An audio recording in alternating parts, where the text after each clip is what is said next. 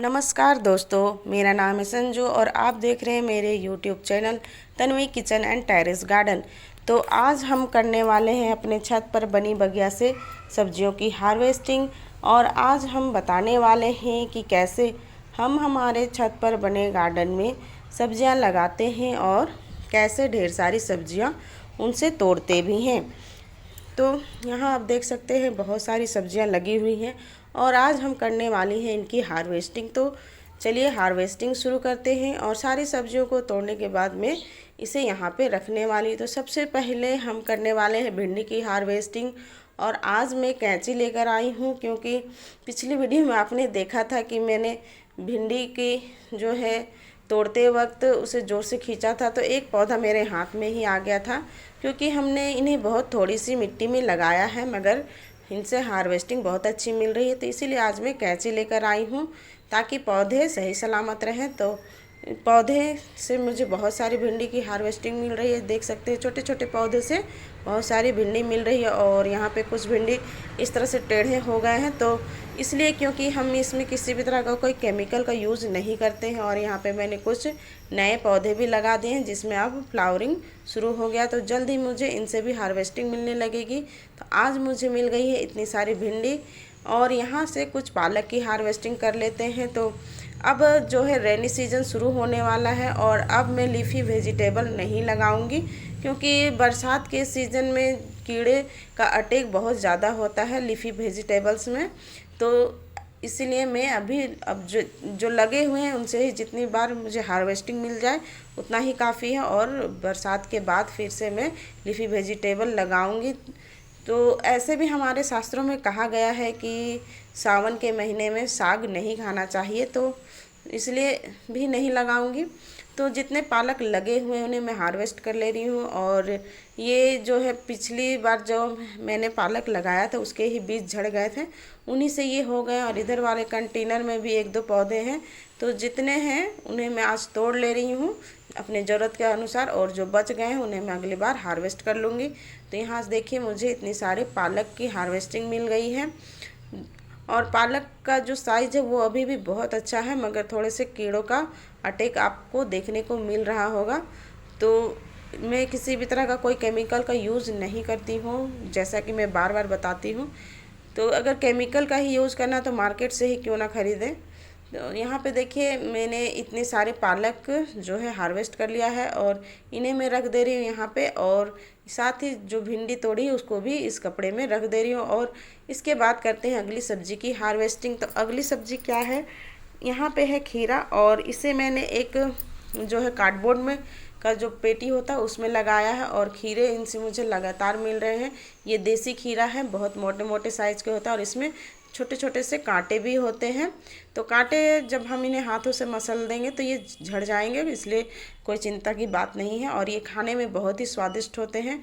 और अभी भी इसमें देख सकते हैं बहुत सारे छोटे छोटे खीरे लगे हुए हैं। तो आज हमें मिल गई हैं 2 खीरे। और अब हम चलते हैं अगली हार्वेस्टिंग की ओर। तो यहाँ पे कुछ लॉन्ग बीन्स लगे हुए हैं और जैसा नाम है उस हिसाब से आप देख सकते हैं कितने लॉन्ग बीन्स हमारे हो रहे हैं। तो चलिए सभी को हार्वेस्ट कर लेते हैं। बहुत सारे लॉन्ग बीन्स लगे हुए हैं।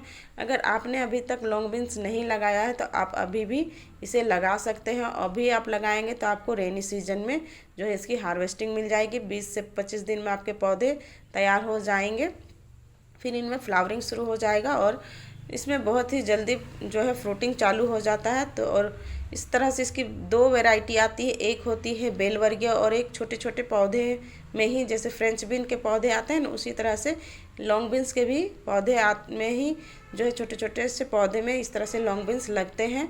तो जितने भी लॉन्ग बीन्स उनको मैं आज हार्वेस्ट कर ले रही हूँ। और कुछ लॉन्ग बीन्स इधर देखिए दीवार के पीछे साइड भी लगा हुआ है, तो उनको भी हार्वेस्ट कर लिया। और जो छोड़ दिया है वो थोड़े से पतले हैं तो उन्हें मैं अगले बार हार्वेस्ट कर ले लूँगी।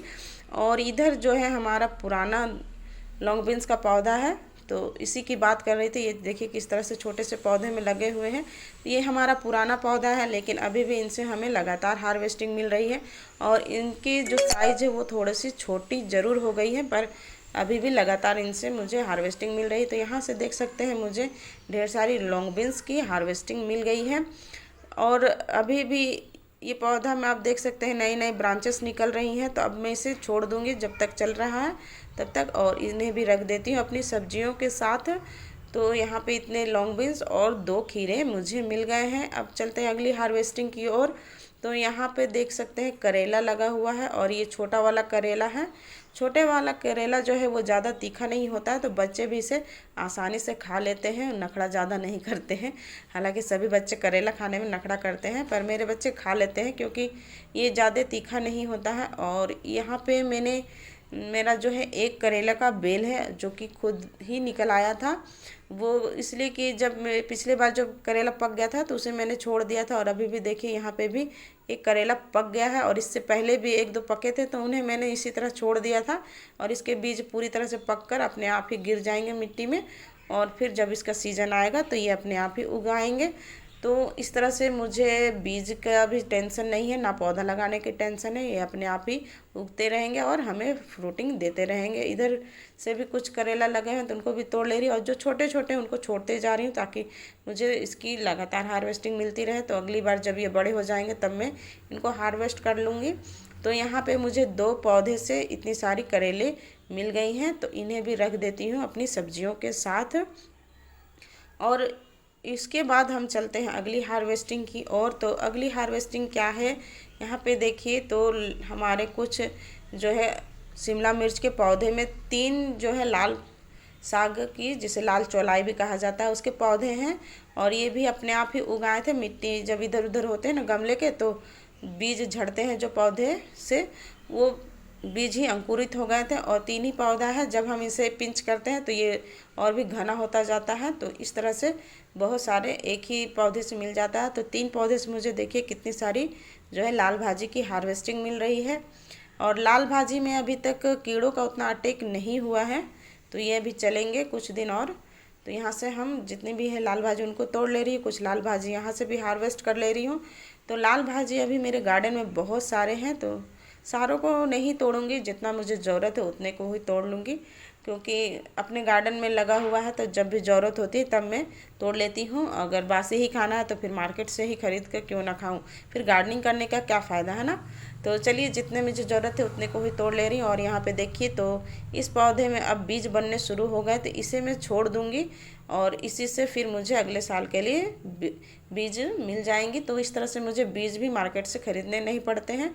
तो अब इन्हें भी रख देती हूँ मैं अपने सब्जियों के साथ, और चलते हैं अगली हार्वेस्टिंग की ओर। तो यहाँ पे मेरे कुछ एक पौधा लगा हुआ है मालाबेरी स्पिनिच, जिसे पोई साग कहते हैं, तो इसकी भी हार्वेस्टिंग कर ले रहे हैं। और इसे भी जितना आप इसकी जो आगे की जो ब्रांचेस होती है उसको कट करोगे तो ढेर सारी फिर नए नए ब्रांचेस निकलेंगी। तो मेरे पिछली बार जब मैंने यहाँ से कट किया था तो देख सकते कितनी सारी नई नई डालियाँ बन गई हैं।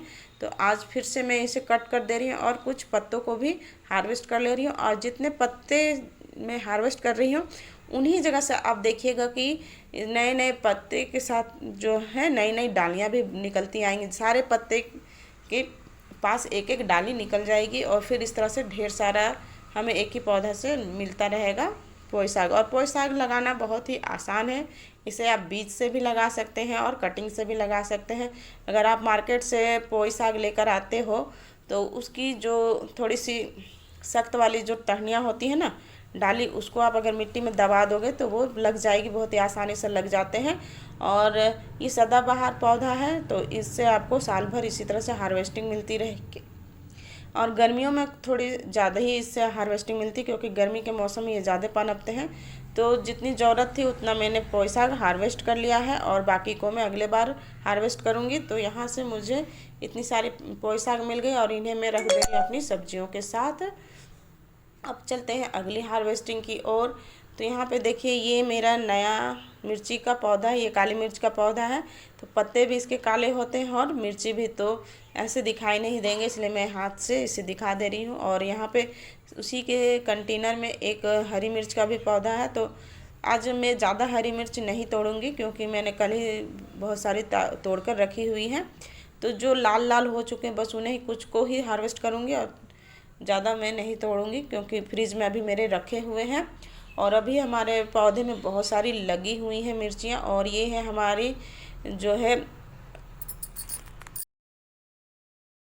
ये है हमारी पहाड़ी धनिया पत्ता, और इसी के बीच में जो है हमारे कुछ मिर्ची के पौधे भी उगाए थे, तो उन्हें भी आज मैं हार्वेस्ट कर ले रही हूँ।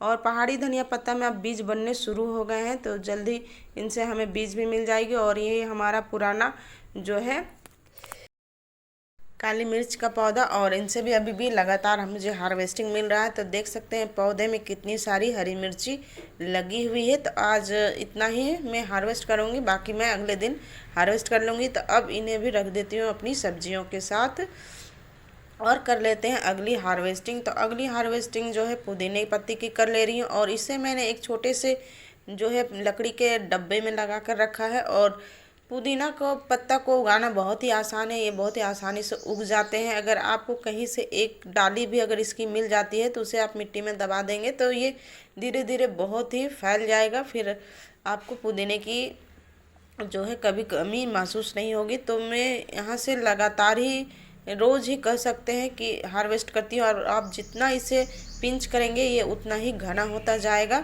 तो गर्मियों में इसकी चटनी शरबत रोज़ ही बनती है घर में, तो मैं रोज़ अपने गार्डन से ही पुदीने की पत्ती को हार्वेस्ट कर लेती हूँ। तो यहाँ देखिए कितनी अच्छी मेरे छोटे से डब्बे में लगा हुआ पुदीना, और ये इतना काफ़ी है, तो इसे भी मैं रख दे रही हूँ अपनी इन सब्जियों के साथ, और अगली हार्वेस्टिंग कर लेते हैं। तो चलिए देखते हैं अगली हार्वेस्टिंग क्या है।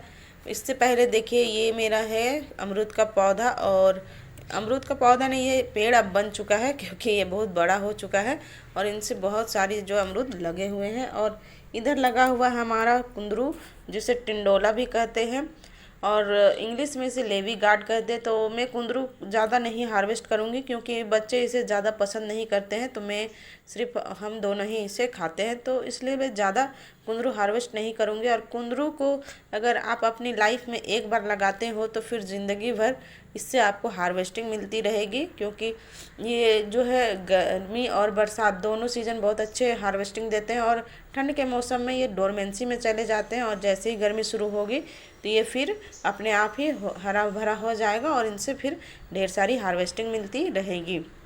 और इधर हमारे कुछ अनार लगे हुए हैं, और इस बार अनार बहुत अच्छे हुए हैं, पूरे गुच्छों में अनार लगे हुए हैं, और अभी भी इसमें फ्लावरिंग चालू है।